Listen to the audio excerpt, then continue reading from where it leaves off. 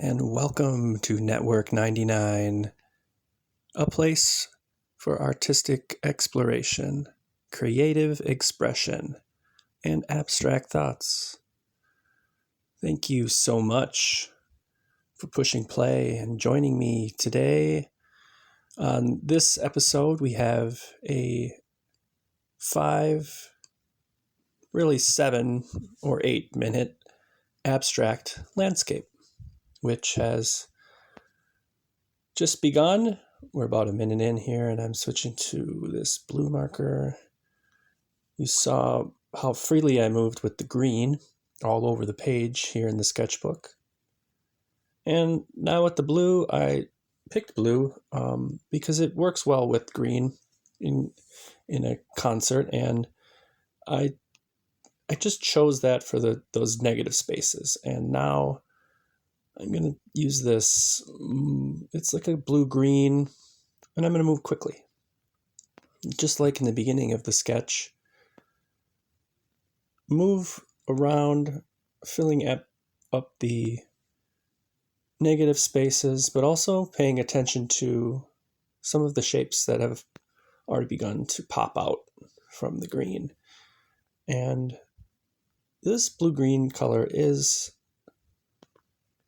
somewhat dark in hue, so use it sparingly here. And now I'm going to switch again, and I think I'm going to move to a bit of a lighter blue-green. And again, I'm moving around, not staying in one area too long, and this is because I'm making a point of keeping this one loose. And when I keep it loose, it doesn't mean that it's going to be without form or some sort of visual context. In fact, on the contrary, I find that by staying loose, I can pay closer attention to the strokes themselves and less in the moment to the overall composition. And now I'm going to this olive green that is Lohan ink, as you can see. But I tend not to throw my old markers away until they're completely gone. And this is kind of one of the reasons you can use them in a lighter, shadier type of way. But now I'm going to use an actual ink-filled olive green, a darker olive green. And keeping with the theme of today's drawing, I'm moving really fast. This is, again, to keep the energy flowing, keep it loose, and it can actually be surprisingly inspiring to see how things turn out after moving around the page and applying equal consideration to all areas. Even though I'm not laying down ink everywhere in large swaths like I did at the very beginning with that light green, I'm still able to give a lot of energy where it's needed.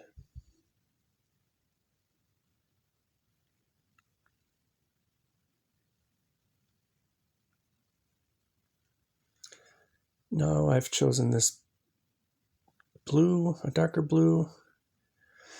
And remember, when you're using darker hued colors, it's important to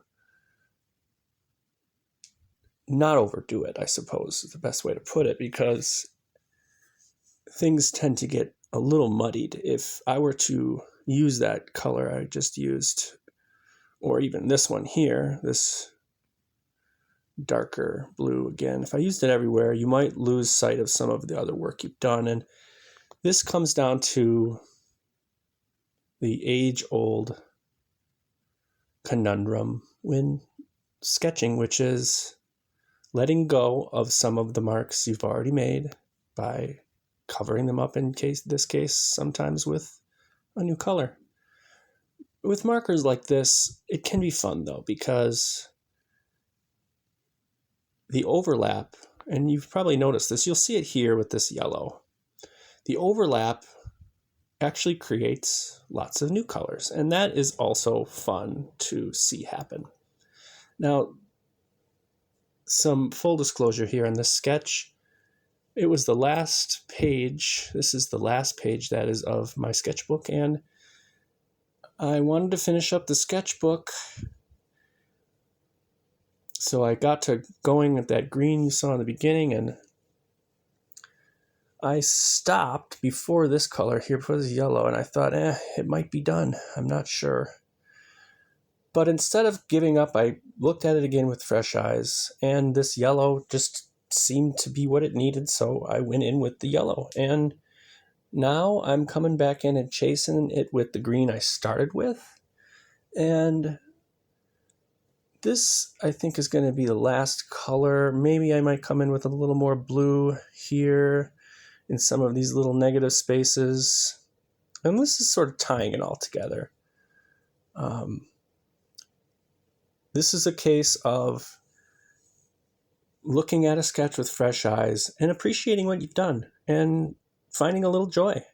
And, you know, I did say that blue was going to be it, but I think right in this area here on the bottom, I'm going to put some brown. And the reason for that is because it's going to pull out this brown, earthy feeling from everywhere else within the composition. If I just go in and sort of use it here and there, as you're seeing now, in a shadowy way, but it also kind of works nicely on top of other colors, as you can see, like the greens and such.